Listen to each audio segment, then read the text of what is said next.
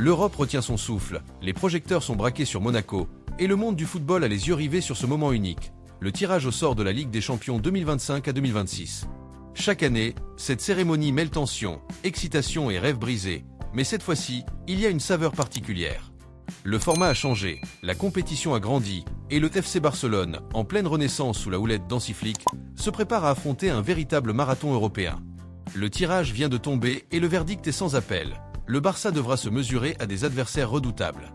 Deux géants du continent, le Paris Saint-Germain et Chelsea, viennent s'ajouter à une liste de clubs capables de piéger n'importe qui, l'Eintracht Francfort, l'Olympiakos, le FC Copenhague, le Club Bruges, le Slavia Prague et enfin Newcastle United. 8 adversaires, 8 styles de jeu différents, 8 voyages à préparer avec minutie.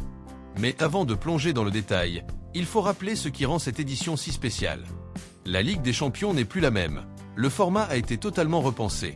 Fini les poules classiques, place à une phase unique avec 36 équipes réunies dans un seul grand championnat. Chaque club dispute 8 matchs, 4 à domicile, 4 à l'extérieur, face à 8 adversaires tirés au sort parmi plusieurs chapeaux. À la fin, les 8 premiers du classement global se qualifient directement pour les huitièmes de finale. Les équipes classées de la 9 à la 24 place devront passer par des barrages aller-retour, un piège dont le Barça veut à tout prix se passer. Et quand on regarde la liste des adversaires des Blaugrana, on comprend vite que le chemin sera semé d'embûches. Commençons par le Paris Saint-Germain. Un adversaire que Barcelone connaît bien, pour le meilleur et pour le pire. Comment oublier la fameuse « remontada » de 2017 ?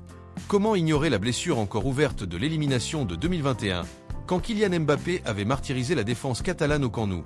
Aujourd'hui, le PSG reste une armada, même si ses contours ont changé.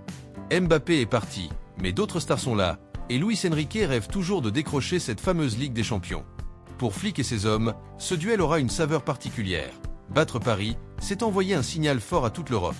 Puis vient Chelsea, un club anglais que le Barça a affronté à de nombreuses reprises en C1. Les souvenirs abondent. La demi-finale de 2009 avec le but de dernière minute d'Iniesta, le traumatisme de 2012 quand Drogba et compagnie avaient brisé les rêves catalans, et plus récemment, des confrontations où la tension n'a jamais manqué.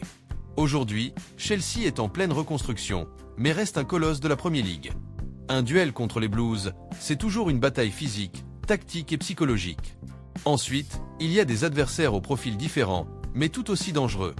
L'Eintracht Francfort, qui a déjà prouvé en Ligue Europa qu'il pouvait renverser des montagnes. L'Olympiakos, éternel champion de Grèce, avec un stade bouillant où les déplacements se transforment en cauchemar. Le FC Copenhague, qui sait surprendre les grandes équipes, comme il a déjà montré face à Manchester United ou Galatasaray. Le Club Bruges, capable de jouer crânement sa chance et de proposer un football offensif. Le Slavia Prague, un habitué des joutes européennes qui se bat toujours avec une intensité farouche. Et enfin, Newcastle United, le nouveau riche du football anglais, porté par un St James Park incandescent et une équipe qui retrouve le goût des grandes soirées européennes. 8 adversaires, 8 défis différents. Et derrière cette diversité se cache une vérité, le Barça n'aura pas le droit à l'erreur. Avec ce format de ligue, chaque point compte, chaque match pèse lourd.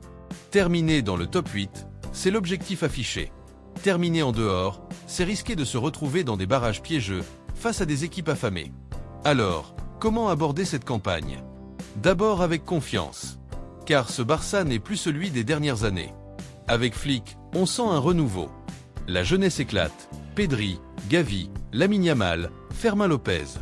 Les cadres sont toujours là. Lewandowski, Ter Stegen, De Jong. Et les recrues estivales viennent renforcer une équipe qui cherche à retrouver sa grandeur européenne. Flick veut un Barça intense, agressif, moderne, capable d'imposer son jeu, mais aussi de souffrir quand il le faut. Ensuite, avec prudence. Car si le Barça a de quoi rêver, l'Europe est impitoyable. Chaque déplacement sera un test.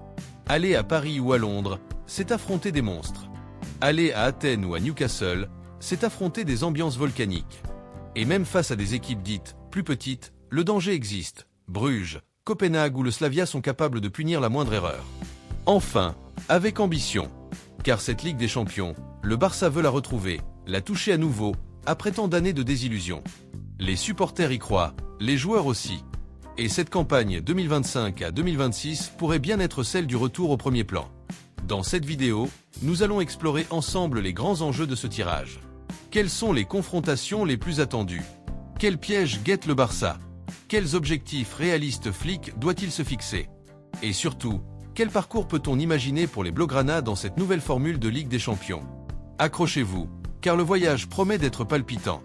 Nous allons décrypter ce tirage, analyser chaque adversaire et plonger dans l'univers de cette compétition qui fait battre le cœur par leur public, pratique un football intense, rapide, énergique.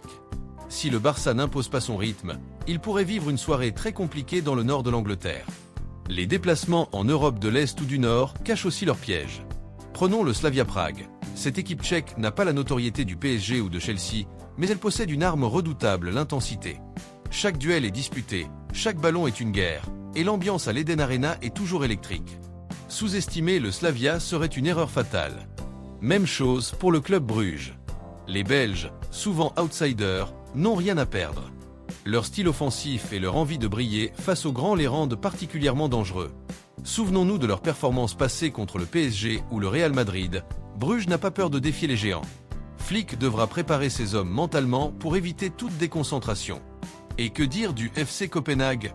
Ce club scandinave a déjà prouvé qu'il pouvait surprendre. Son organisation défensive, combinée à une discipline tactique impressionnante, en fait un adversaire très difficile à manœuvrer. De plus, jouer au Parken Stadium en hiver, dans le froid glacial du Danemark, est un défi particulier pour une équipe comme le Barça. Ici, le mental compte autant que la technique. L'Olympiakos, lui, est synonyme d'enfer. Le stade Georgios Karaiskaki est l'un des plus hostiles d'Europe. Les supporters grecs transforment chaque rencontre en une véritable éruption volcanique. L'ambiance est assourdissante, intimidante, et même les plus grandes équipes ont déjà flanché. Sur le plan sportif, Olympiakos est toujours compétitif, avec des joueurs expérimentés, et il sait profiter de la moindre faiblesse. Enfin, l'Eintracht Francfort. Ce club allemand a déjà fait trembler l'Europe, notamment en Ligue Europa. Solide physiquement, redoutable en contre-attaque, Francfort s'est posé des problèmes aux grandes équipes espagnoles. Flick, qui connaît bien la Bundesliga, sait qu'il ne faudra rien laisser au hasard face à un adversaire discipliné, courageux et soutenu par un public passionné. Quand on assemble toutes ces pièces, on obtient un tableau fascinant. Le Barça est plongé dans un groupe d'adversaires variés, où chaque match est une histoire différente. Des chocs de prestige contre Paris et Chelsea, des batailles tactiques contre Francfort et Copenhague, des voyages périlleux à Athènes et Newcastle, et des pièges contre Bruges et le Slavia. Mais c'est aussi ce qui rend cette campagne excitante. Le Barça aura l'occasion de prouver sa force, sa capacité à renaître, et son ambition de retrouver les sommets européens. Chaque joueur sera testé, la jeunesse devra montrer qu'elle est prête, les cadres devront porter l'équipe, et Flick devra trouver l'équilibre parfait entre rêve et pragmatisme. La route est longue, le chemin est semé d'embûches, mais une chose est sûre, cette Ligue des Champions 2025 à 2026 promet au Barça des soirées de légende, des émotions intenses, et peut-être le début d'une nouvelle épopée.